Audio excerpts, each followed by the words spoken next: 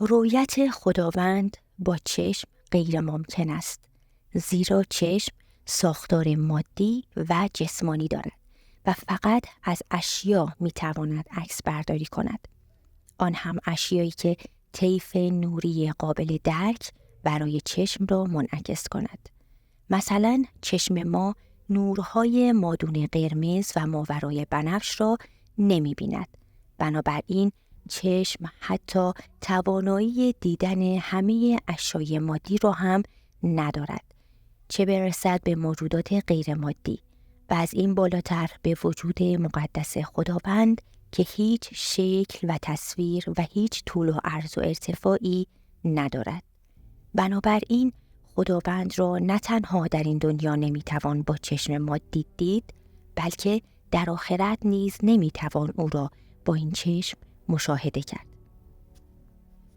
همانطور که در آیه لا تدرک الابصار و هو یدرک الابصار و هو اللطیف الخبیر می‌فرماید چشم‌ها او را در نمی‌یابند و اوست که دیدگان را در می‌یابد و او لطیف و آگاه است. همینطور در آیه دیگر می‌فرماید لیس کمثله شیء، یعنی خداوند به هیچ چیزی شبیه نیست و مثل و مانندی ندارد. اما خود قرآن در آیه دیگر می‌فرماید الله نور السماوات و الارض، یعنی خداوند نور آسمان‌ها و زمین است. در واقع گفته شده که خداوند شبیه نور است. خب این به چه معناست؟ در ابتدا باید معنای نور مشخص شود. در واقع نور چیزی است که خودش ظاهر است و نیاز به ظاهر کننده ندارد و مظهر و روشنی بخش سایر اشیاست.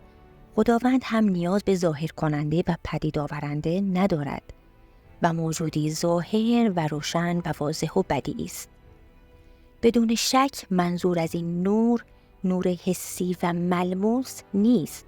از آنجایی که کنه و ذات نور مشخص نیست و فقط به واسطه نور اشیای عالم ظاهر و پدیدار می شوند، برای خداوند هم در عالم محسوسات این تشبیه ذکر شده تا تقریب به ذهن باشد.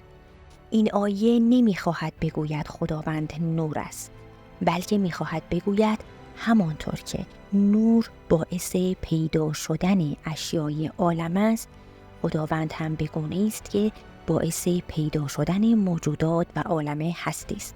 در واقع موجودات و جهان آفرینش وجود و هستی خود را از خداوند می‌گیرند و به واسطه اوست که ظاهر می‌شوند، مانند نور خورشید که باعث روشنایی و دیده شدن اجسام عالم است.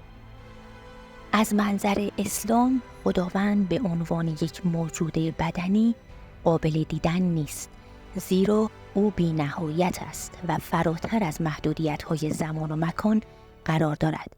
اسلام به خداوند به عنوان یک موجود بدنی نمی‌نگرد و ایمان به وجود او بر اساس ادله دیگر مانند آیات قرآن، نشانه‌های آفرینش و تجربیات معنوی بنا شده است.